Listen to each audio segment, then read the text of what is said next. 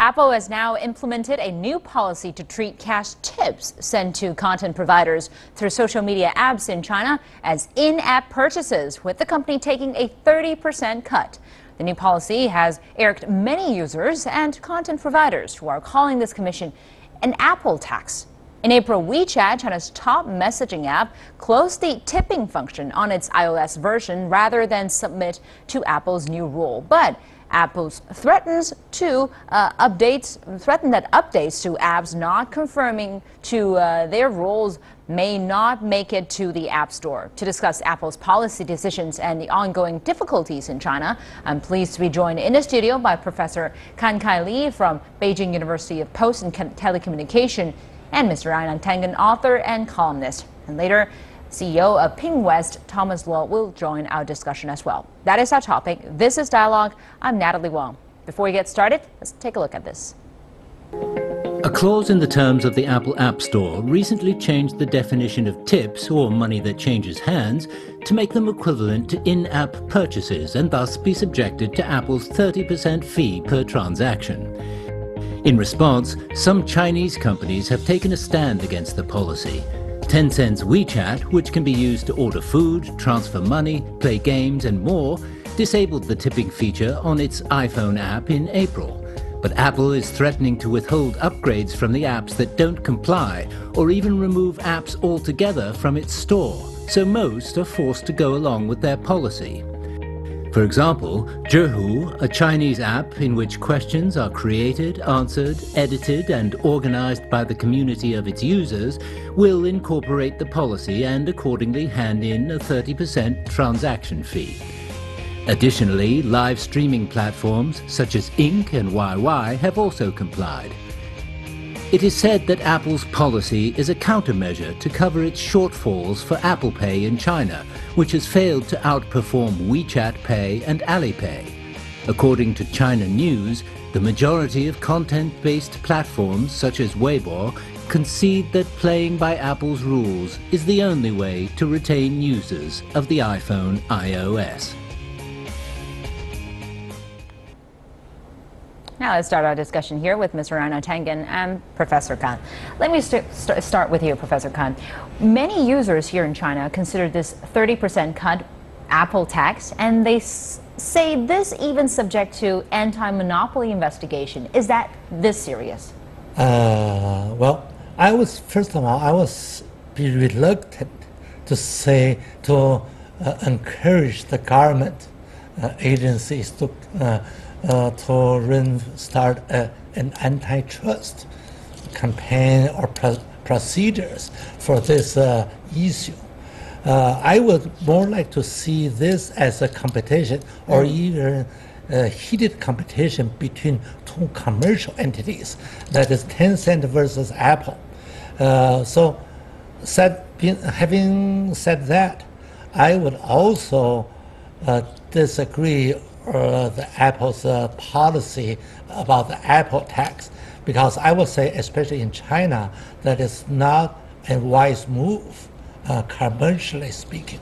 But on Apple's defense, I'd like to say, because Apple's Apple Store, the App Store, has a very strict rule of censoring those apps and making sure they're not virus embedded. So it might be justified that they're taking those 30% as a labor cost. What's your take on this, Einar? I think you're being very kind. Unfortunately, you're not one of the authors who's receiving the tax. Well, I mean, here's the issue. You know, there's a convergence going on in the industry.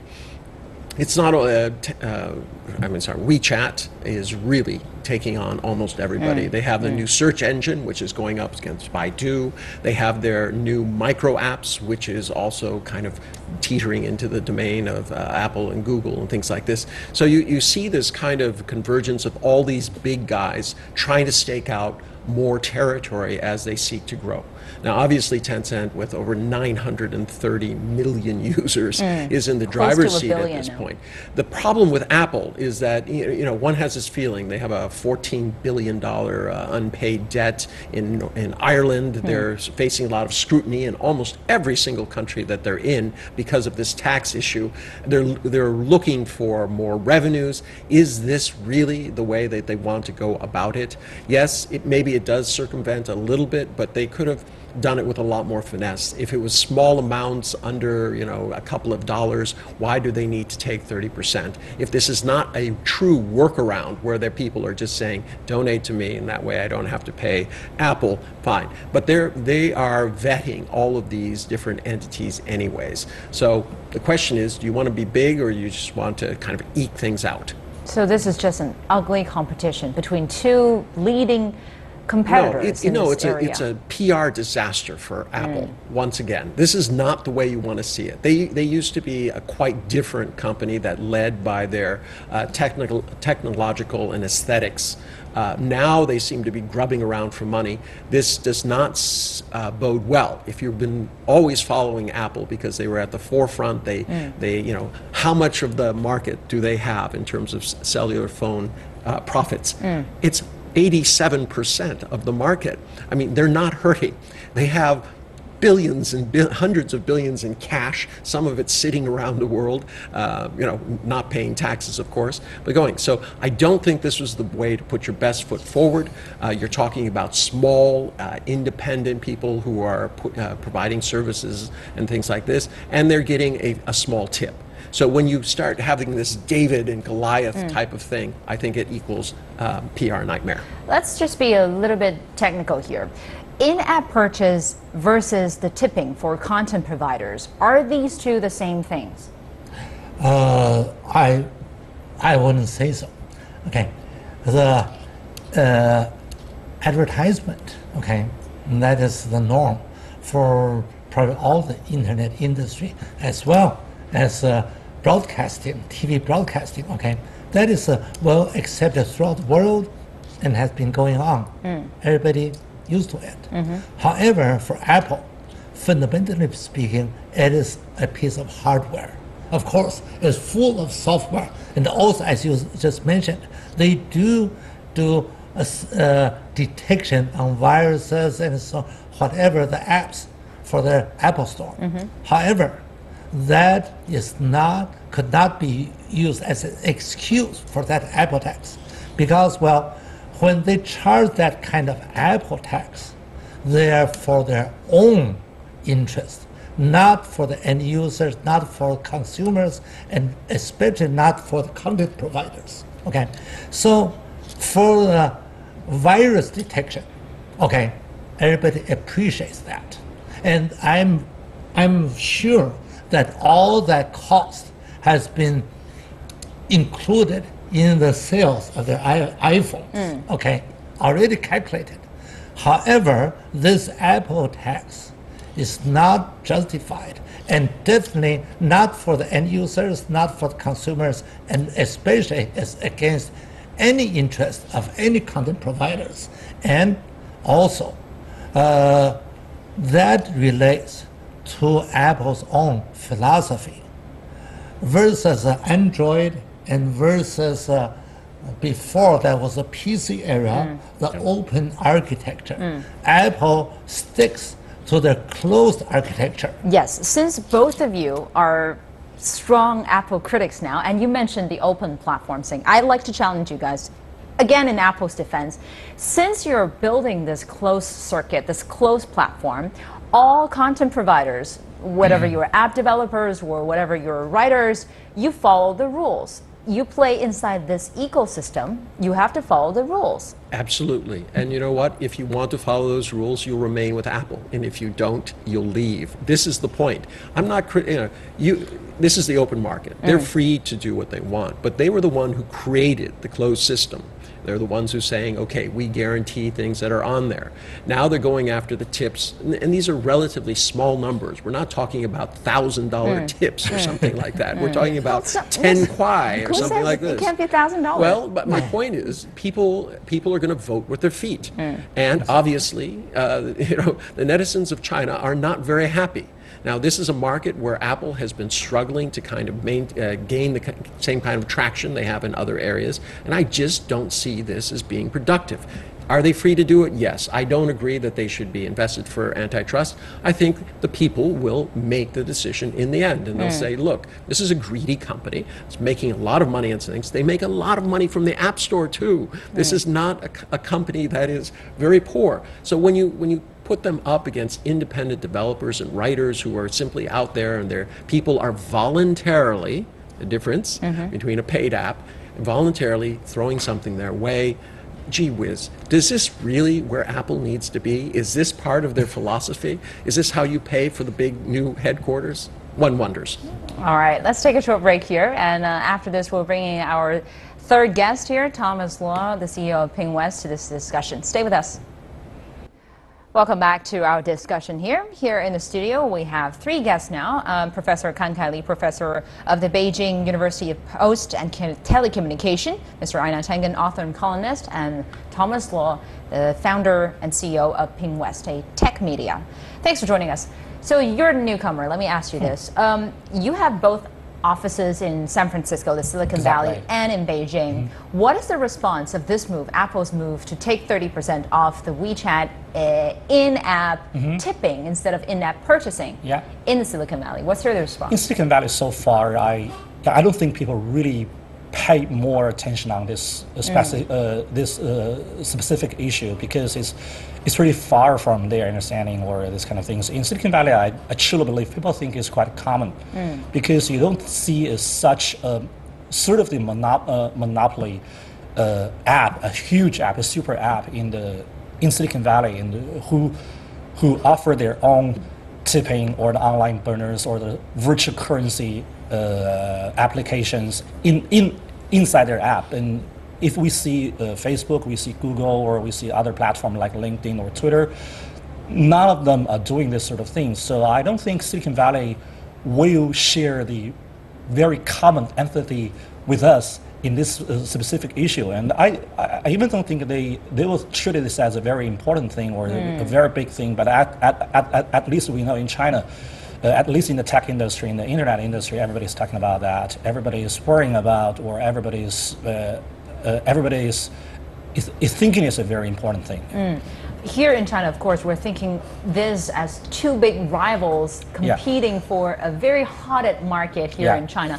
But if you look at the result, the consequences, Apple seemingly win this competition because WeChat canceled that in-app tipping in all iOS WeChat app, and Zhihu, the Chinese version of Quora, and other tipping related apps have all canceled these services or bowed to their 30% Apple tax. If we look at the result, do you think that Apple win, or who's the winner here, or no winner? I don't think Apple really win this battle, or Apple will ultimately win this battle. I don't think so, because now so far in my observation, I think WeChat now is Tencent, or we say WeChat now is dealing with this issue in a very humble way. They just they made some kind of the compromise, or they just canceled their tipping function in their But why so humble? Because according to online research, online survey, many people would opt for WeChat instead of an iPhone if WeChat is saying, no, we're going to fight this war.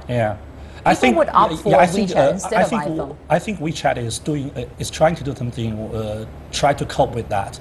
I think WeChat now is preparing some kind of probably some kind of the other killer applications or the killer functions to fight back. I think so. I don't think.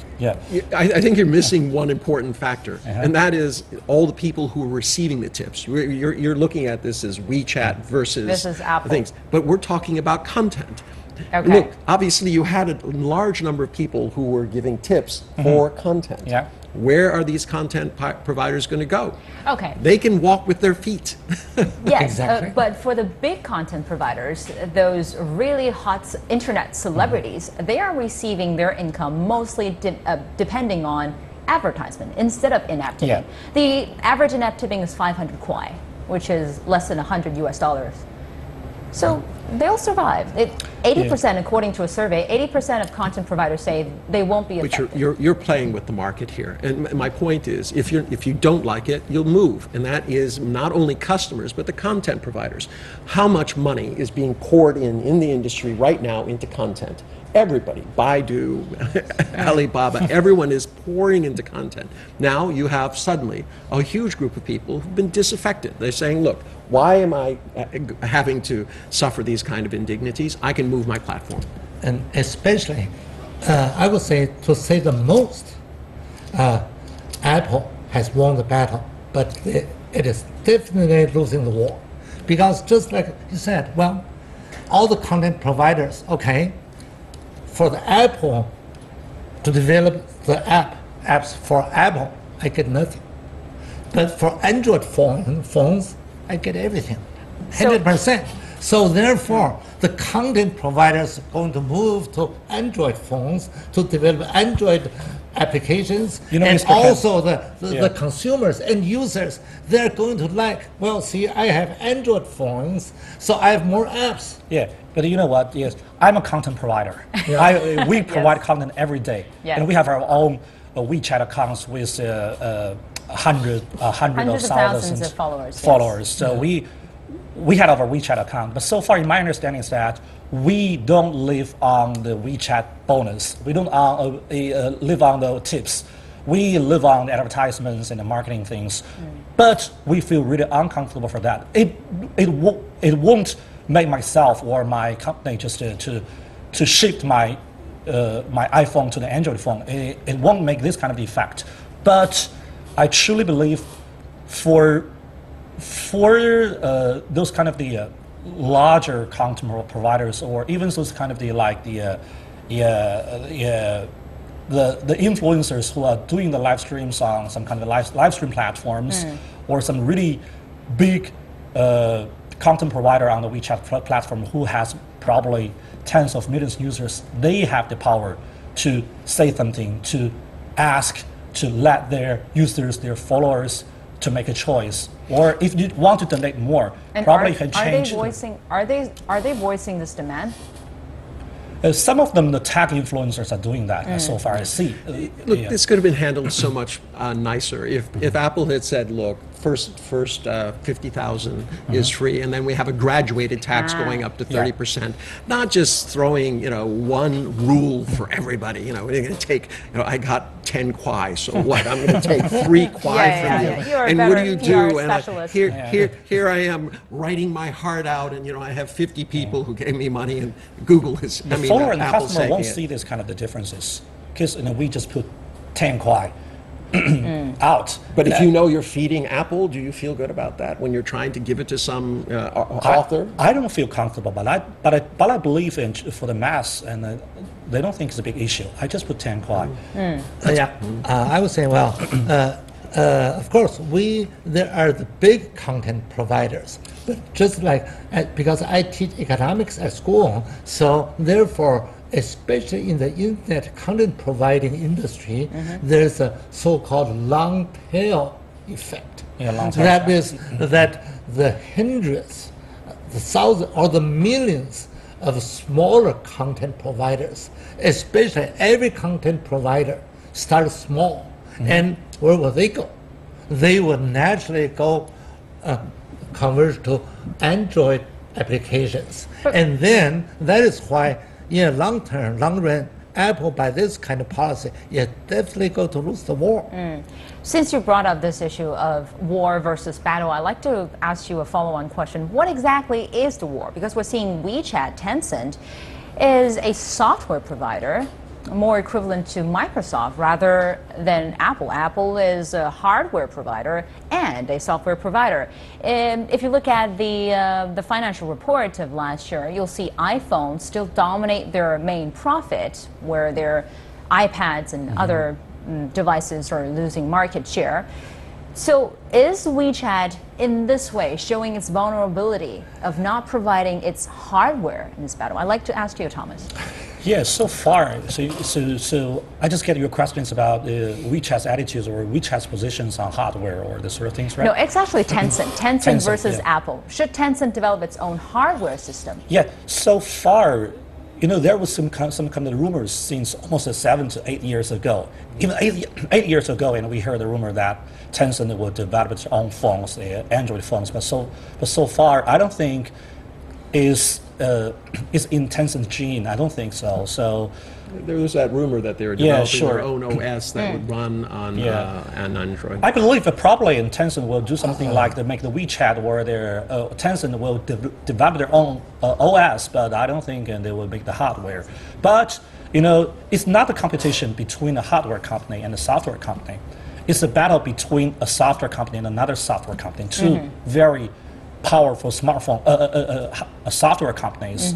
For generally, for Apple itself, probably Apple will pay more attention or just will still taking care of their China market. But for the Eddie Q, who is the senior vice president leading the software part or software and internet service part of Apple, and probably he will treat the thing in a different way, in a different position, and he will think, okay, why not we make this kind of the policy in a global way. I think that's the point. It's not the competition between Apple and WeChat, or it's not a competition between Apple and Tencent.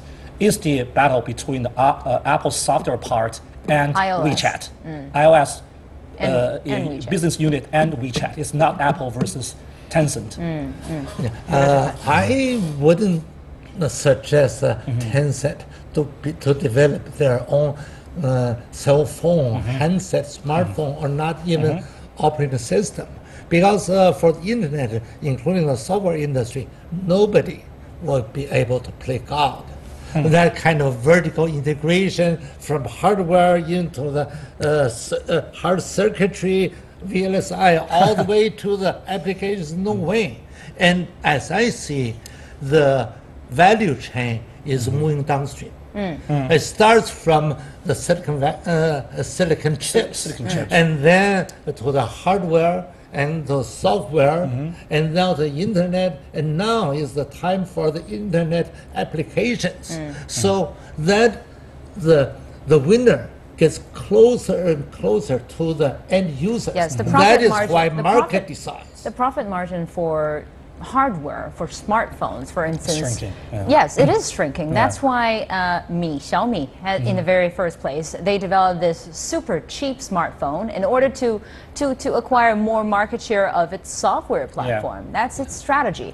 So, well, speaking of hardware, I'd like to draw another discussion here about Apple versus the other competitors, the Chinese competitors, Oppo, Vivo, Huawei. Huawei. So you opt for Huawei. Huawei is the future? Well, actually, I just, about 3 years ago, I did switch to Huawei. As a matter of fact, I just mentioned the closed architecture versus the open architecture. I never liked Apple's closed architecture because then I would feel that I'll be locked in, okay? That I hate to be locked in. Okay, but this is a personal, yes, this is a personal choice. I'd like to talk about the market on a bigger scale. Thomas, your observation about Apple losing its share in China of its iPhones. Your take on this? Yeah, sure. iPhone is losing their market shares in China, but why? And the future is? Yeah, in the future is I believe Xiaomi didn't replace the market share of iPhone. I think it's just Oppo and Vivo or Huawei and Honor is one of the sub brand under Huawei, right? So I think in these kind of things, they are really replacing the market share of Apple because I don't know the reason why. Just because firstly, I think, and they provide the better devices now so far. The better devices with a reasonable price comparing with Apple, I think, and that's the one thing. The second thing is that they're really making great progress on the software part. I mean, on the software part. On the software part. During the past years, one of the most important things is that in China, there's very fragmented Android markets in China. And most of them were dominated by the like Baidu or Alibaba or Xiaomi, Baidu or Alibaba or Tencent before, and they have their own Android markets. But during the past years, the thing has been changed. Like the Android market owned by the smartphone companies, they are now trying to dominate, or they are just putting more, getting more market shares on the Android markets. Just the Huawei's App Store or the Xiaomi's App Store or the Oppo, Vivo's App Store, and they are now trying to dominate the app uploads and downloads for the users. So this kind of the company is really making great progress on the software part. And the third thing is that they're doing really great marketing campaigns, and they are doing very the down to earth and very interesting marketing campaigns. Yes, Getting close to the younger generation. In this mobile internet era, I think China really is performing out of everyone's expectations. Do you think that the Western countries are underestimating China's ability to innovate in this regard? Yes, but China also has one advantage. It didn't have the kind of legacy architecture that you had in the U.S. and Europe with the PCs and things like that. Things have just basically skipped right to the cell phone, and this is why I like Tencent. They're the dominant maker. I think Alibaba is trying to catch up with them and things like that. But in terms of hardware, let's talk about shared innovation versus your own. I mean, this is why I like Huawei. They do their own chips. They understand the phones. They're really creating things. The difficulty is, unlike Intel and some of the other chip makers, they don't have the ability to spread the costs of their development. Now they're putting a tremendous amount into it, but they have to really stay ahead. They've, in one sense, entered the Apple model where they say, look, we're going to continue to lead from the front. Otherwise, you're going to be in a situation where you have something that's just a commodity, and you're trying to figure out how to flog it to other people or absorb the cost through more cell phone units. Well, according to a survey, the top 25 most innovative countries in the world, China ranked at 22nd. It is still the only developing country on that list. Where would China go from here? From the 22nd to the top 10? Probably in how many years? In how many years? Yeah, I think I'm not I'm sort of very optimistic guy. That's I believe probably just 5 to 10 years. Wow. Yeah, I think that first off, you have to look at assumptions of any kind of list that comes out. Now, China is clearly one of the foremost leaders in especially mobile tech. Everything to do with connecting customers, artificial intelligence, things like that. It's a tremendous amount of government effort, private effort. I don't think that is a correct assessment of where it is, and this isn't about boosting China. It is simply the reality. If you start looking at the leaps and bounds that are made, even in the financial sector in terms of supporting tech, you have a mature line where you can move from angel all the way up to listing, and you can do that within China. And quite frankly, you get right now, you're getting a bigger multiple in China if you list here than if you're going somewhere else. So this idea that somehow China is lagging, it's down there, I don't buy into it. There's too much leadership on some of the issues. Alibaba, it's totally outdated. Thank you very much for all of your analysis, but that's all the time we have for today. Thank you very much. Thomas Luo, founder and CEO of Ping West, Mr. Aina Tangen, author and columnist, and Professor Kan Kai Li from Beijing University of Post and Telecommunication. And that'll do it for today's dialogue. I'm Natalie Wang, sitting in for Yang Rui today. Thanks for watching, and goodbye for now.